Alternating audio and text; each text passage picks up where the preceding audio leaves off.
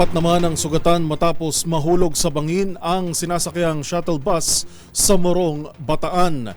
Yan at ang iba pang mga rumarapidong balita mula sa probinsya, hatid ng iba't ibang istasyon sa ilalim ng MBC Media Group.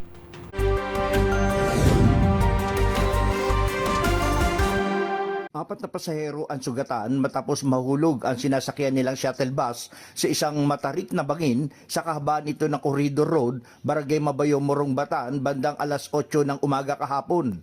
Ayon sa driver ng sasakyan, habang binabaybay nila ang daan sa naturang lugar, biglang pumalya ang accelerator, pedal ng bus. Dahil dito umatras ang sasakyan, napunta sa kabilang karsada at tuluyang nahulog sa bangin. Agad namang rumesponde ang mga otoridad at isinugod ang mga nasugatang pasahero sa Alien Care Expert Medical Center, Baypoint, Subic Bay, Freeport para sa agarang medical na atensyon. Patuloy ang investigasyon ng mga kinaukulan upang matukoy ang sanhi ng aksidente. Para sa MBC TV Network News, RH37, Danny Kumilang, una sa Pilipinas, una sa Pilipino. Idiniklarang dead on arrival na ng attending physician na si Dr. Alvin Palke ng Pusurubio Community Hospital, Pusurubio, Pangasinan ang biktima na si Primitivo Lagmay Jr., 56 anyos, matapos itong magtamo ng sugat sa kanyang ulo. Sanhi ng pagpalo ng suspek na kanyang pinsan na si Jerry Lagmay, 42 anyos, kapwa magsasakat mga residente ng Barangay Pindangan, Sison, Pangasinan. Sa ulat ni Sison Chief of Police Major Maria Teresa Miemban, naganap ang krimen alas 9:20 ng gabi habang nagiinuman sa kanilang barangay ang magpinsan hanggang sa nauwi sa mainitang pagtatalo ng dalawa kung saan ay nakahagilap ng kahoy na 2x2 ang suspek at ipinalo sa ulo ng biktima sanhi ng agaran nitong pagkamatay.